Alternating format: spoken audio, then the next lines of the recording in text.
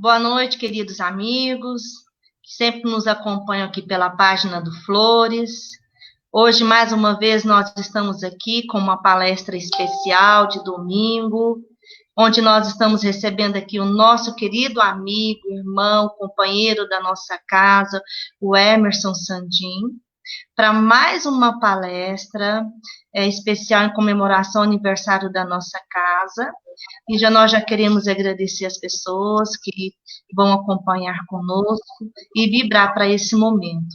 Hoje nós estamos aqui com o Emerson, mas nós também estamos aqui com o nosso companheiro Cândido, que nesse momento especial também vai fazer para nós aqui a abertura desse momento. Cândido, fica à vontade. Vamos elevar nosso pensamento ao Mestre Jesus, agradecer pela oportunidade que estamos tendo de vibrarmos juntos, agradecer verdadeiramente por tudo aquilo que tem sido dado de uma forma integral. Vamos fazer uma leitura do livro Fonte Viva, pelo Espírito Emmanuel, psicografado pelo nosso saudoso Francisco Cândido Xavier, o capítulo 32, a boa parte. Maria escolheu a boa parte, que não lhe será retirada.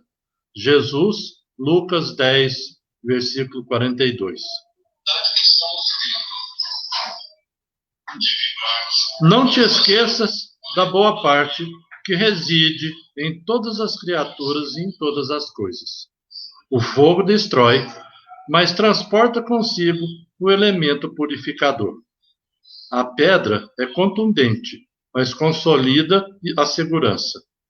A ventania açoita e impiedosa, toda vida, ajuda a renovação. A enxurrada é imundície, que entretanto costuma carregar o adubo indispensável à sementeira vitoriosa. Assim também, há criaturas que, em se revelando negativas em determinados setores da luta humana, são extremamente valiosas e em outros momentos. A apreciação unilateral é sempre ruidosa. A imperfeição completa, tanto quanto a perfeição integral, não existem no plano em que evoluímos. O criminoso acusado por toda a gente, amanhã pode ser o enfermeiro que te estende o copo d'água. O companheiro no qual descobres agora uma faixa de trevas pode ser depois o irmão sublimado que te convida ao bom exemplo. A tempestade da hora em que vivemos é muitas vezes a fonte do bem-estar das horas que vamos viver. Busquemos o lado melhor das situações, dos acontecimentos e das pessoas. Maria escolheu a boa parte que não lhe será tirada, disse-nos o Senhor. Assimilemos a essência da divina lição. Quem procura a boa parte e nela se detém, recolhe no campo da vida o tesouro espiritual que jamais lhe será roubado.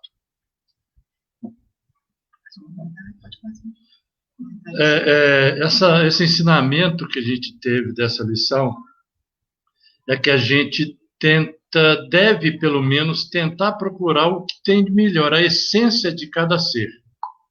Porque a essência não é normalmente ruim.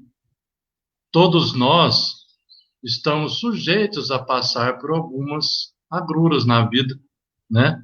E às vezes até no sentimento de revolta, o que às vezes nos obriga a tomar algumas atitudes que são negativas. Mas nós temos em nós a centelha divina. E é essa centelha divina que a gente tem que procurar ensinar, enxergar e enaltecer nas outras pessoas. São todos irmãos que estão no mesmo caminho.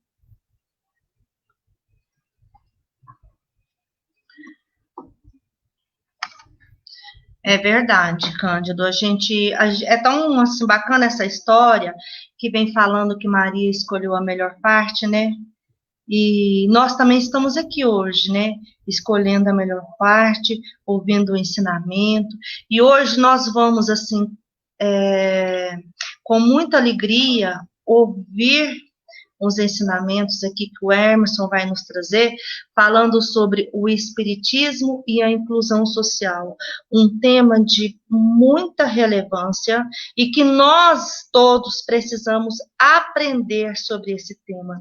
Não é verdade, Emerson? É algo ainda que a gente ainda não está, nós ainda não aprendemos.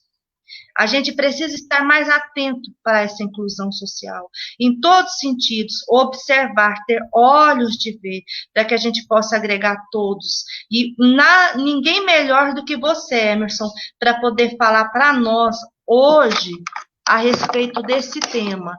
Então, é com muita alegria que nós recebemos você, companheiro da nossa casa, que nós prezamos tanto, para poder, nesse momento especial da nossa casa, estar conosco, tratando de um tema tão relevante como esse. Meu amigo, fica à vontade. Boa noite, irmãos, boa noite, irmãs, boa noite, Márcia, boa noite, Cândido, boa noite, os Flores de Jesus.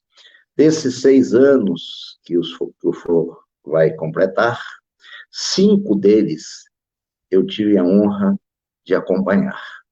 Então, isso me deu e dá uma felicidade muito grande. Eu sinto no Flores de Jesus um grande útero, aquele que abriga o seio, assim, com muito calor, com muito nutriente. E eu agradeço por demais essa oportunidade que a Márcia nos ofertou para trocarmos alguns apontamentos sobre o tema. O Espiritismo, nós vamos ver ao longo da explanação, assim como o cristianismo, são extremamente inclusivos. Mas no movimento espírita, que é o que nos interessa, nós temos ainda uma grande dificuldade dessa inclusão por conta de fatores os mais variados possíveis. Mas vamos tratar a cada um a seu tempo, vamos dizer assim. Se nós espíritas lêssemos o capítulo 1º, item 32 da Gênesis, lá está mais ou menos assim grafado, que o rico de hoje poderá nascer pobre no amanhã. Lá diz o latifundiário, nasceria proletário. O branco nasceria negro. O que ocupa uma posição de mando voltaria numa condição de subalterno. E que não haveria castas, não se teria nenhuma distinção por conta de cor, de pele, de sexo, dessas coisas todas. Porque reina, lá está escrito, por conta da reencarnação, a fraternidade universal, que transita essa fraternidade universal, ou que leva consigo essa fraternidade universal, as leis de igualdade e de solidariedade. Olha só, se a gente parar para pensar, se a gente espírita, parássemos só nesse capítulo, nesse item da Gênesis, esquecêssemos o resto, tudo. Eu acho que numa reencarnação a gente aprenderia demais nisso. Será que eu estou sendo fraterno?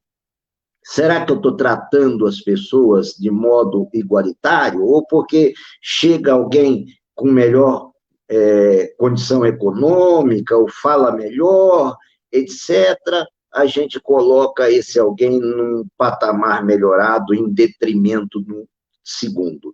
Eu sempre desafio aqui, vocês me digam o contrário, eu fui presidente do Centro Espírita 10 anos, e também cometi esse mesmo fato que aqui vou narrar, ao longo dos meus 30 anos de espiritismo, eu, Emerson, se vocês souberem de um caso, me digam que aí, a partir desse caso que vocês me apontarem, eu vou dizer, olha, até então eu não sabia de nenhum caso, passei a saber agora. Eu nunca vi até hoje ninguém nos congressos espíritas pagos, naquela época, antes da pandemia, eu nunca vi ninguém se interessar em pegar alguém da periferia e falar assim, eu vou pagar um ingresso para você ir comigo acompanhar aquele congresso. Ver o Haroldo falar, ver o Divaldo falar, ver alguém outro falar. Eu não conheço. Já tá. Então, oi? Você ia Não, falando? estamos te acompanhando aqui. Eu não conheço, tá? Então, consciente ou inconscientemente, eu não sei, mas é uma forma de exclusão que nós estamos praticando.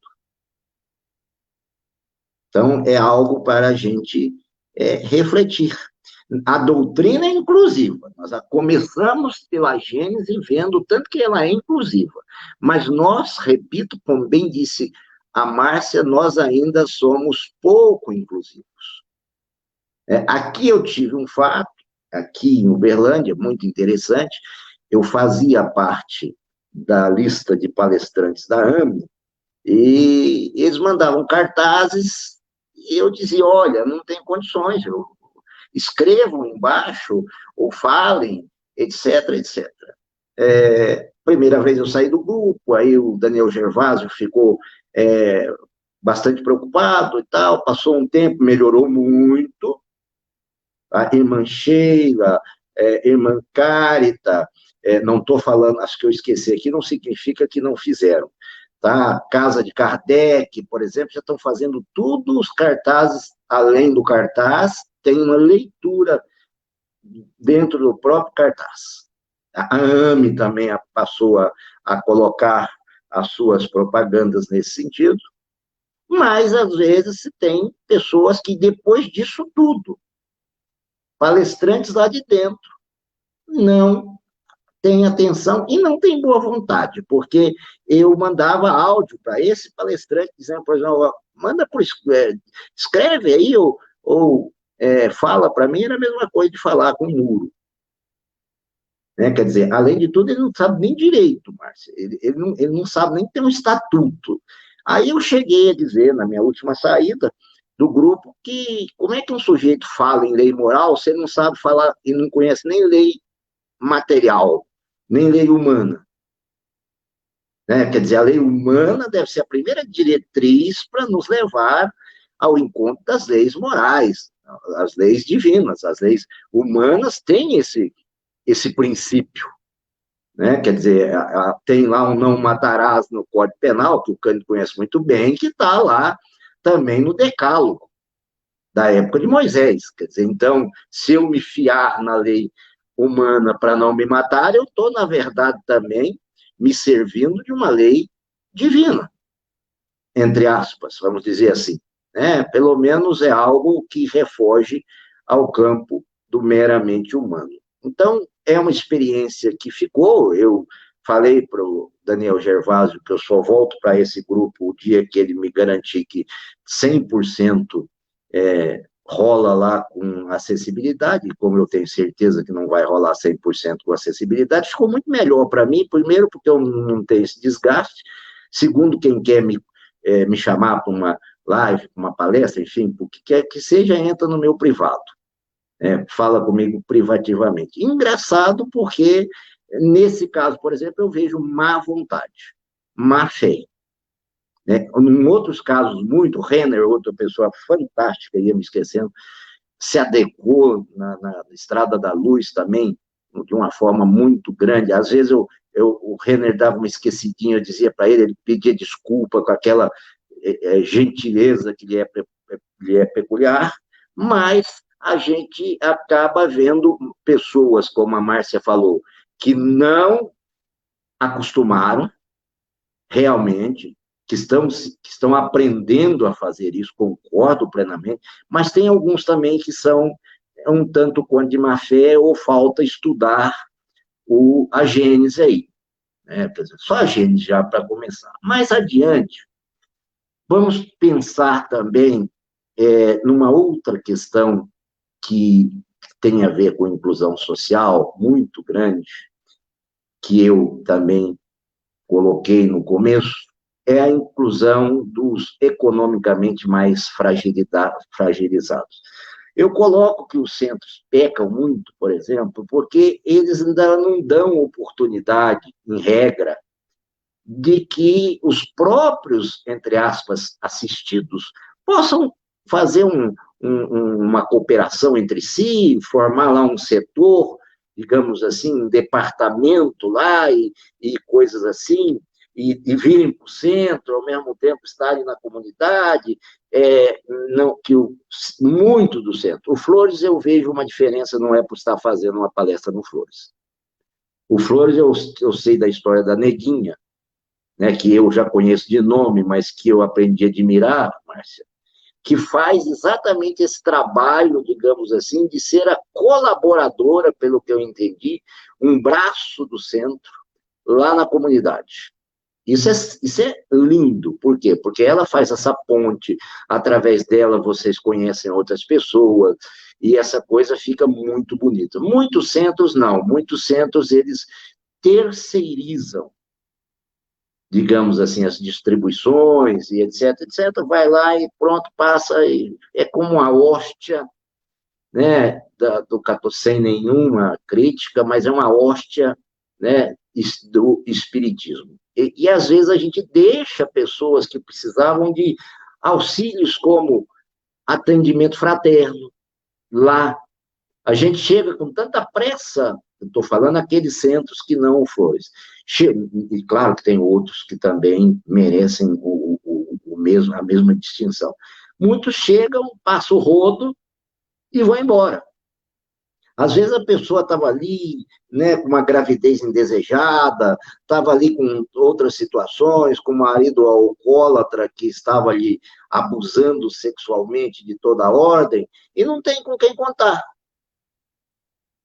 Quer dizer, era um papel enorme do centro espírita. Por quê? Porque é uma inclusão socioeconômica, que é fundamental. Outro ponto também que dá para a gente pensar é a gente, como espírita, trabalhar um pouco o materialismo que há em nós, em todos os sentidos. Ah, vestir bem significa que é materialista? Claro que não. Olha para o Divaldo. Divaldo se veste muito bem. Ah, o Chico vestia de forma muito simplória. O Chico é o Chico, o Divaldo é o Divaldo. A gente tem que parar de querer imitar. Cada um tem a sua personalidade, a sua conduta, a sua forma de agir, o seu traço cultural, a sua missão espiritual, etc, etc. Materialista é aquele que faz de tudo para obter cada vez mais e mais valores em detrimento do legítimo direito do outro, ou como diz Emmanuel, que uma posse só é legítima, o Emmanuel diz, quando ela é conseguida sem usurpação de nada alheio. Se eu, para conseguir alguma coisa, exijo mais do meu funcionário, não lhe pago hora extra, eu estou tendo uma posse ilegítima da minha funcionária, enfim, de quem quer que seja. E isso é materialismo. Sentimento que nós devemos ter é um sentimento para realmente acolher o melhor possível e a gente não se apegar, ou se apegar o mínimo possível às coisas da matéria. Porque a matéria é para nos servir, e não nós servirmos a matéria. Talvez esse trocadilho aí explique bem um ponto de muita reflexão. E na questão 799 do Livro dos Espíritos, lá pergunta-se qual é o papel do Espiritismo. Diz destruir o materialismo. Acabar com a desigualdade de raças e castas. Então, volta à tona o que estava lá na Gênese, foi desenvolvido lá em 1968 na Gênese, já tinha se desenvolvido, só que de uma forma bem mais curta, na questão 799. E como é que está realmente a nossa posição, né? O que está nos dando esse materialismo? Por exemplo, se agora a gente morresse, será que nós estaríamos tranquilos para ter acesso a uma vida espiritual sem o materialismo? Ou será alguma coisa nos apegaria aqui? Poxa, meu carro, minha fazenda, em atendimento mediúnico, que eu chamo de conversa afetiva entre dois planos, eu detesto a palavra desobsessão. Uma vez eu tive a oportunidade de conversar com um espírito que nós percebemos que fazia 100 anos que ele havia desencarnado. Desencarnado não, morrido. Porque ele estava bem encarnadinho ainda, porque ele estava ligado ao corpo. E ele dizia, eu não posso, o que estão fazendo com a minha fazenda? Invadiram a minha fazenda, estão fazendo uma cidade na minha fazenda. Meu amigo, a sua fazenda hoje é uma cidade. Você já teve, entre aspas, né, suposta posse dessa fazenda, já passou. Então, como é que nós, será que nos relacionaríamos com o fato dos nossos filhos que ficarem, né, dos bens que ficarem? O Espiritismo veio para destruir o materialismo. E destruindo, a gente perde essa questão de tratar diferentemente, a gente passa a incluir. Porque seja o pobre, seja o rico, é nosso irmão em humanidade, é filho de Deus. Eu tenho uma história que eu gosto muito. Quando o presidente de um centro em Rondonópolis, existia uma senhora negra chamada Dona Nide. Parece que o correto agora é falar preto, né, que é o contrário de branco. Mas, enfim, era a Dona Nide. Tinha uma filha que possuía uma síndrome, que eu não sei, de um retardo mental muito grave, e que ela jogava essa menina nas costas e levava até lá e participava dos estudos religiosamente. Esse magnânimo sujeito que vos fala levou 1 ano para entender que aquela menina ficava no chão, possivelmente se ela ficasse em cima de um colchonete, era mais agradável. Veja bem, Márcia e Cândido, eu levei 1 ano para ter essa percepção humana. Tá? O chimpanzé certamente levaria 1 mês. E Dona Nide passou a se integrar de tal maneira, e depois ela passou com a cultura dela, com o linguajar dela, mas com muito amor e muito sentimento, a dar palestras nos centros de Rondonópolis. Por quê? Porque ela foi incluída. Não é mérito meu, não. É mérito dela. Ela foi incluída socialmente. A gente procurou, pelo menos, trabalhar o nosso materialismo, porque ela era uma pessoa de roupa rota, não tinha Rexona. Às vezes, no dia do estudo, né, havia uma certa exacerbação, né, digamos assim, de odor. Mas o que era aquilo? Porque existe uma história, que é a história do Jorge, que vocês já ouviram falar, que o Chico, Jorge tinha um mau hálito terrível, o Jorge morava numa periferia de Uberaba, e o Jorge chegava até o Chico, para ser muito breve, e o Chico falava para o Jorge ainda, para que o Jorge recitasse uma trovinha. E ninguém suportava o bafo do Jorge. E o Jorge falava praticamente que dentro do nariz do Chico, o Chico não fazia nenhuma menção de desagrado. E depois mais, o Jorge tinha os lábios todos sangrando, né, os lábios rachados, sangrando. Ele dava 2 beijos, um de cada lado, no rosto do Chico, que depois lá na casa do Chico, os amigos do Chico o retiravam. E, para finalizar essa história do Jorge, desencarna o Jorge, diz Chico que Jorge foi levado nada mais, nada menos do que nos braços de Jesus. Aí me faz bem pensar, meu evangelho de Jesus será para os simples. Por quê? Porque entre os simples não tem exclusão. Observem isso. Exclui é do mais rico para o mais pobre. Os mais pobres não se excluem. Essa é uma observação interessante. Nós é que nos sentimos mais ricos, mais bem dotados, aí volto lá a Gênesis. Da próxima vez a gente vem, entre aspas, mal dotados, para aprender a excluir. Então, nós espíritas temos que ter bem em mente esse nosso papel. Outro problema de exclusão social, desculpa, e o espiritismo não exclui, é a questão da orientação sexual. O espiritismo não exclui. As questões 201 e 202 do Livro dos Espíritos, que eu vou passar muito rapidamente, diz em síntese que o espírito não tem sexo.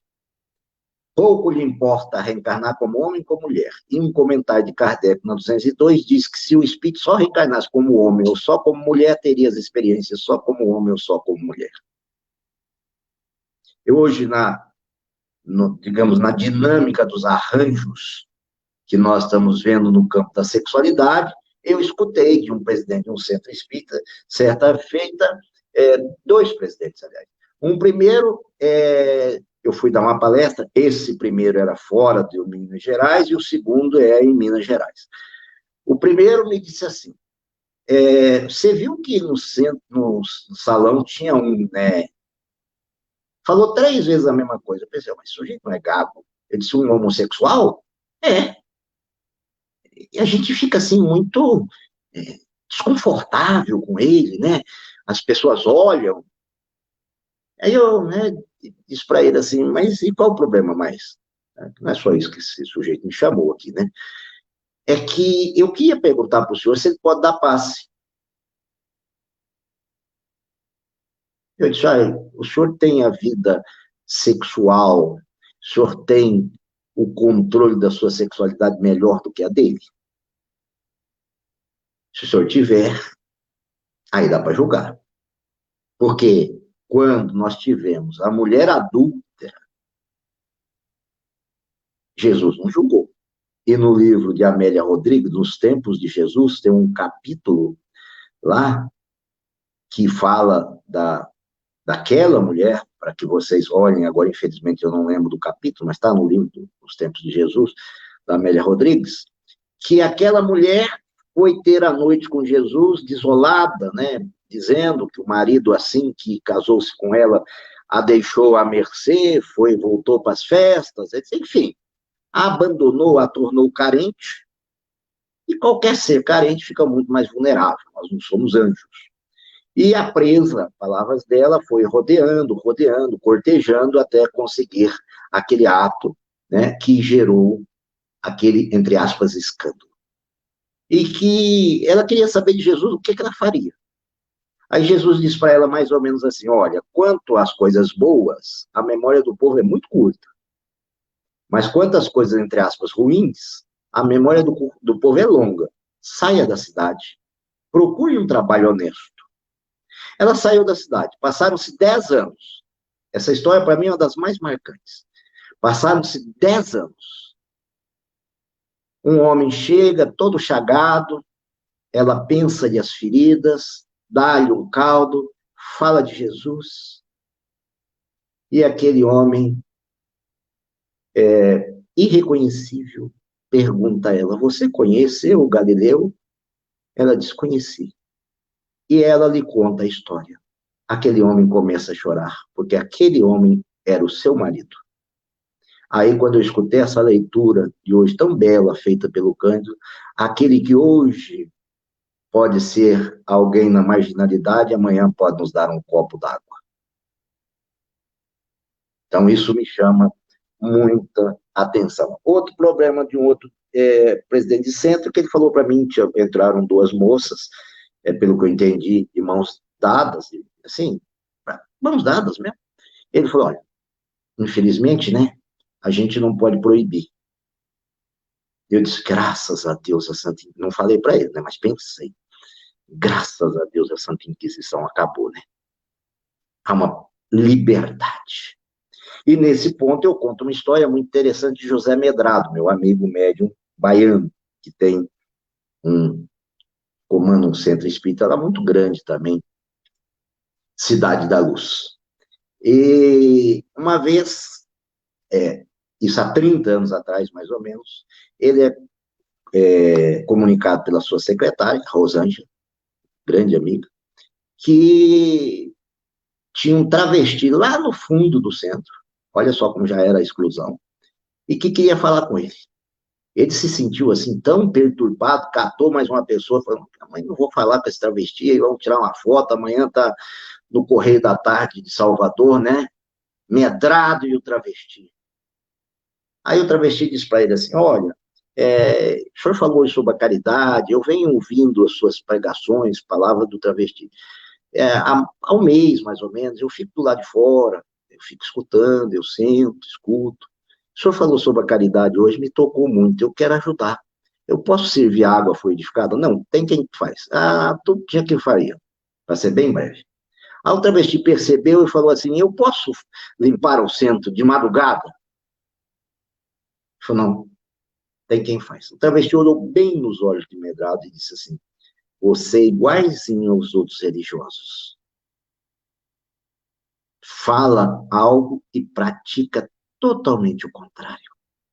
Passaram-se os anos, aí está Medrado fazendo uma palestra, lá no mesmo salão, e começa a ver espíritos mais inferiores, Medrado tem uma evidência muito acurada, começa a ver espíritos mais inferiores entrando, aí no final da fila, vamos dizer assim, da condução desses espíritos, nada mais, nada menos está do que o travesti.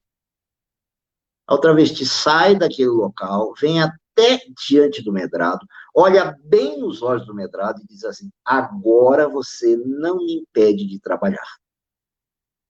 Então, a exclusão pode levar a impedimento da evolução, a impedimento do trabalho. A nossa evolução nem se fala, será impedida grandemente quando nós temos um fato de exclusão, quando nós excluímos alguém, ou quando nós aplaudimos a exclusão de alguém, de algum grupo, de alguma situação.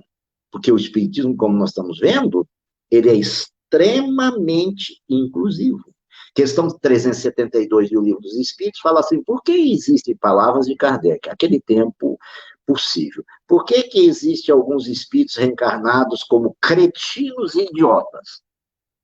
Hoje não se usaria essa palavra, logicamente, porque não se usa nem loucura hoje, né? A gente usa transtorno mental, enfim, coisas do gênero. Aí diz lá, para que, através dos órgãos que não correspondem ao pensamento do espírito, eles possam se melhorar. Então, é uma prisão terrível, determinados transtornos. O espírito está livre, só que o corpo está aprisionado. E ele dá o exemplo lá de um bom músico que toque num mau aparelho, que não produzirá um bom som, mas o sujeito não deixa de ser um bom músico. Então, quando a gente vê as pessoas transtornadas, inclusive nós, né? Dr. Roberto Lúcio, psiquiatra de Belo Horizonte, tem uma frase que eu adoro, de perto ninguém é certo. Né? Todos nós temos nossos transtornos de personalidade, de humor, enfim, do que quer que seja. Mas quando a gente vê, quando a gente contactar, quando a gente estiver acompanhando uma pessoa com determinado transtorno, vamos observar que isso é uma dádiva para nós. Isso é uma lição para nós, isso é um aprendizado para nós. Vamos amar aquele ser, porque o espírito daquele ser, em regra, está em grande sofrimento. Quer dizer, vamos excluí-lo duas vezes? Excluí-lo como ser e ainda maltratar aquele espírito? Então, é algo para a gente pensar, porque Jesus, como nós falamos, ele não tratava distintamente ninguém, nem poderoso, nem miserável, nem ditos de boa fama, nem ditos de má fama. Zaqueu, dito de má fama. Magdala, dita de má fama. Essa moça do adultério, supostamente de má fama. Jesus os trazia todos, Jesus aconchegava todos, acolhia todos. E ele não repugnava ninguém. Se somos espíritas cristãos, como está dentro da definição do livro dos médiuns, né, que faz vários, classifica lá os espíritas, procuremos não ser os exaltados, procuremos ser os espíritas cristãos. Se somos os espíritas cristãos que adotamos os ensinamentos de Jesus, vamos acolher também. Esses dias eu vi o tanto que eu faço exclusão também, Márcia. Montei um grupo, convido a todos, inclusive, para se inscreverem no meu grupo do Facebook, Espiritismo com Amor. Lá vocês podem publicar tudo da doutrina espírita, né? Será um prazer postar lives, palestras e tudo mais. Eu quero que aquilo lá seja realmente um pórtico, né, para a doutrina espírita. Aí eu estou curtindo os stories. Por que eu curto os stories? Porque tem muita gente que curte os meus stories. Então eu me sinto, não na obrigação, mas eu me sinto assim, gostosamente convidada a clicar os stories. E lá vou eu, clico os stories, vozes femininas dançando, vozes femininas tatá. Aí tinha uma moça que diz assim, meu programa é R$3.000, porque eu atendo senadores e deputados aqui de Brasília. Meu primeiro instinto, impulso, vou tirar essa mulher da lista de meus amigos, desse grupo espírita aqui, pelo amor de Deus. Quando eu acabei de pensar isso, algum espírito sério, né, me soprou, acho que nem soprou, né, fez ressoar uma trombeta, né, como está lá no Apocalipse, várias trombetas, e disse o indivíduo, primeiro, o que você é melhor do que essa prostituta? Eu já comecei a ter dificuldade. Aí eu escutei a segunda indagação dentro de mim. Suponha até que você seja melhor do que essa prostituta. Ela não vai poder aprender? Se ela ver alguma mensagem, isso não pode tocá-la de alguma forma? Porque o resultado a Deus pertence. Aí me caiu uma outra ficha, que eu também fiz uma live com uma cidade de Belo Horizonte e instiguei-o sobre isso. Instigo vocês também. Lá em Belo Horizonte, os meninos lá falaram que viu. Eu faço uma pergunta para vocês. Vocês viram até hoje um travesti no centro espírita? Será que nenhum travesti interessa pelo espiritismo? Ou será que o travesti fica com medo de adentrar ali, ser julgado, massacrado, etc. E a gente, será que julgaria? Será que a gente ficaria tranquilo? Chegaria, meu irmão, fica aqui, né, vamos ter uma palestra, etc, etc. Isso é exclusão. Olha a questão 201 e 202. Lá no centro que eu fui, Casimiro Cunha, disse um dos participantes da live, que um travesti frequentava lá. Eu fiquei encantado. Realmente o centro me havia encantado da primeira vez. E fiquei encantado com a forma que eles, né, tratavam da melhor maneira possível. Outra questão é o preconceito com os jovens e com os anciãos, com os mais velhos. Eu já escutei gente falar assim, e a mocidade no seu centro? A mocidade no meu centro não tem jovem. Não é que não tem jovem, é que geralmente o centro não abre as portas para jovem. Porque todo mundo quer que o jovem seja um sujeito chato, caricato, de 50, 60 anos. Ele não é. Ele é jovem. Aí fala assim, por exemplo, um jovem, nós vamos trazer uma bateria para o Centro Espírita aqui, vamos fazer uma música. Bateria não pode, porque vai desarmonizar o centro. Puxa, se um centro desarmonizar só por causa de uma bateria, tá difícil. Quando passar um carro ou disparar um alarme também de frente ao Centro Espírita, vai desarmonizar o centro. Falta lógica, falta bom senso que Kardec recomendou. E quanto aos idosos, é aquilo assim, muitos centros o Paulo Apóstolo é um dos centros que eu adoro nesse sentido, tem a Dona Beatriz, tem 90 e alguns anos lá, trabalha lá até hoje, Dona Beatriz sempre firme lá. O Flores não dá tempo de falar isso, mas fará isso quando a Márcia, eu tenho certeza que a Márcia vai ter 100 anos, vai estar trabalhando lá, o Cândido vai ter 150 também, vai estar lá. Não, tio, não, tio, você não dá, mas você está muito idoso, você vai pegar um resfriado, você vai... Deixa ele pegar um resfriado, se quiser, mas deixa ele ir ao Centro Espírita, que foi todo o trabalho, a vida dele. Tem um sujeito chamado seu Elifas, em Brasília, que ele fundou o Centro Espírita Paulo de Tarso, fundou o Gamaliel, lá num bairro violentíssimo chamado Itapuã, e ele hoje está com Alzheimer, está com uns 80, quase 90 anos, está com Alzheimer, e o pessoal leva ele lê, né? Aí eles fazem assim, passa um bilhetinho para ele, põe na frente dele, prece. Aí ele faz a prece. Aí põe um negócio assim para ele, pega vamos supor, o Evangelho, e põe assim, capítulo 1, item 2, põe um dedinho lá e ele lê. Olha que coisa linda.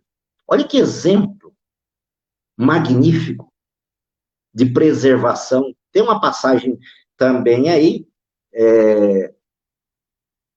bíblica, né? Está no Boa Nova, lá na Bíblia não está tão escancarado, mas está em Boa Nova, que o Zelote, Simão, o mais velho, chega para Jesus ver os filhos de Zebedeu naquela idade toda, falando e tal, e nós vamos proclamar o reino, e cheio de gás. E o Simão chega e fala, o Zelote chega e fala para Jesus, olha, eu não vou dar conta disso, porque eu já estou velho, né, não tenho mais essa energia. Aí Jesus diz para ele, mais ou menos assim, para sermos rápidos, olha, a juventude é como a ramagem, às vezes pode morrer no primeiro beijo do sol. Então, às vezes, a maturidade, em regra, ela dá muito mais frutos do que um arroubo da juventude. Então, a exclusão social não é produto da doutrina espírita. É de espírita que não estudou a doutrina espírita. Eu não estou falando de outras facções religiosas ou segmentos religiosos, porque me interessa aqui falar sobre espiritismo e inclusão social. A meu sentir, a doutrina mais inclusiva que eu conheço é o espiritismo, porque ela é o cristianismo redivivo. Então, quando nós estivermos discriminando, a culpa, a responsabilidade, eu detesto a palavra culpa, a responsabilidade é nossa. Vamos atribuir a nossa responsabilidade do discrimínio, e não a doutrina espírita, que é seguidora à risca dos mandamentos de Jesus, que sempre abraçou e foi o exemplo, e é o exemplo do amor. Agradeço, desculpa ter passado 2 minutos do meu previsto aqui, e agradeço novamente o carinho da Márcia, que é um ser humano que eu tenho deixa eu... É um carinho da Márcia que eu tenho, assim, um amor muito grande, sempre me acolheu maravilhosamente bem, o Flores como um todo, o Cândido, que tem uma inteligência, de uma vivacidade, tem um humor fantástico, que eu vou levar para sempre, né, esse seu traço de personalidade. Muito obrigado. Nós queremos te agradecer, companheiro, a propriedade de tudo que você passou para a gente. Com certeza faz a gente pensar muito e a gente reflete que muitas das vezes a gente comete erros, não são nenhum deliberados, graças a Deus não são tantos, porque ninguém erra, ou se erramos, que erramos tentando acertar. A gente é frágil, a gente ainda é muito pequeno perto daquilo que são os propósitos de Deus para a gente, os propósitos do plano espiritual para todos nós, né? Mas a sua propriedade na fala, companheiro Emerson, é de tanta sagacidade que faz a gente pensar quem, às vezes, inclui ou exclui quem dentro do centro espírita, né? Tem um companheiro nosso que ele psicografou uma mensagem que o espírito deixou uma frase assim, dentro da mensagem ficou uma frase que me chamou muita atenção. Não resolve muito eu querer levar luz lá para fora, se dentro de casa eu ainda tenho companheiro tateando no escuro. Quantos companheiros ainda estão excluídos socialmente do nosso lado no trabalho e a gente não percebe? E quantos companheiros se excluem do resto no plano moral e a gente não percebe? Queremos te agradecer, nosso companheiro Emerson, por tudo que você tem colocado para a gente. Pode ter certeza que essa não foi a primeira nem vai ser a última vez que você vai estar conosco. Se Deus quiser, a hora que eu tiver com 150 anos de casa espírita, eu quero que você esteja do nosso lado também, viu? Obrigado pelo convite. Está convidado, sim. Está convidado, não. Está intimado. Aqui ou do lado de lá? Dos dois lados. Ah, então tá bom. Dos dois lados me deixa tranquilo. Dos dois lados, companheiro. O Emerson, é muita gratidão que nós temos mesmo, viu? Você falou de um tema tão importante que o Cândido falou dessa questão de casa, que a gente tem que prestar muita atenção. Né, eu achei bastante interessante essa fala sua com relação aí ao travesti na casa espírita, né? Na verdade, essa exclusão, essa questão, você pode dar passe o homossexual, né? Na verdade, o problema ele é nosso, né? É nosso. É nós que temos que trabalhar isso dentro da gente. O problema não é do outro, ele é nosso. É nós que temos que trabalhar, incluir e observar aqueles que andam ao nosso lado, para que a gente possa receber e acolher bem todas as pessoas, né? Todas as pessoas nós temos que acolher. E é muita gratidão pelo ensinamento da noite de hoje que nós temos, realmente. Eu sou grato. Essa chamada, na verdade, é uma chamada, assim, um alerta para nós. Olha, vamos ficar atento. Fica atento àquele que está ao seu lado, fica atento que está dentro da sua casa. Se você tem uma pessoa idosa, hoje ela não serve mais, então nós vamos excluir, ela não pode mais participar, ela não pode mais viajar, ela não pode mais, não tem a mesma... não anda com a mesma velocidade que andava, né, com a mesma, e a gente não tem paciência, às vezes, de esperar, né, Emerson? De esperar. Vai lá na frente, o outro aqui atrás, porque a gente não tem paciência de esperar o pai, a mãe que está ali andando, né, Cândido? Exatamente. A gente não tem essa paciência de esperar um idoso, o pai e a mãe, a gente não vai, nossos programas, eles não incluem. Então, a gente tem que ficar atento, né? Ah, não, meu pai não pode participar porque ele é velho já, ele não tem condição de ir em tal lugar. Mas a gente perguntou se ele gostaria de ir. Exato. A gente se perguntou se a gente gostaria de se organizar para poder incluir. Exato. Porque vai ter um trabalho né? Vai ter algo que a gente vai ter que fazer diferente, um espaço no carro que talvez tenha que ser mais organizado, um carro a mais que você vai ter que se organizar para poder levar uma pessoa, uma cadeira de roda, ou uma muleta, ou você tem que realmente deixar um espaço mais reservado para que aquela pessoa possa estar junto conosco. Então, nós temos que estar atento a tudo isso, ter olhos de ver, para que a gente possa incluir de fato, começando da nossa própria casa, estendendo o nosso olhar aos nossos companheiros, colegas de trabalho, estendendo o nosso olhar àquelas pessoas que estão na rua. Quantas vezes a gente vê no semáforo, ali, uma pessoa ali que quer atravessar e a gente não tem, eu estou com pressa, eu não posso ali ajudar. Pois é. Né? As calçadas, essa semana eu até achei bacana, porque eu estava indo no Banco do Brasil, as calçadas, elas estão,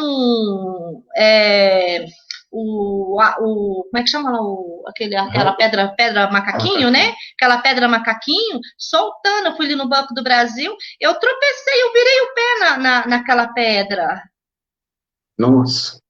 Uma calçada de banco. Aí você vê, aquilo ali tem que estar organizado para poder receber as pessoas, uma pessoa uma pessoa de idade, né? Que imagina tropeçar ali, cair ali, o dano que vai causar.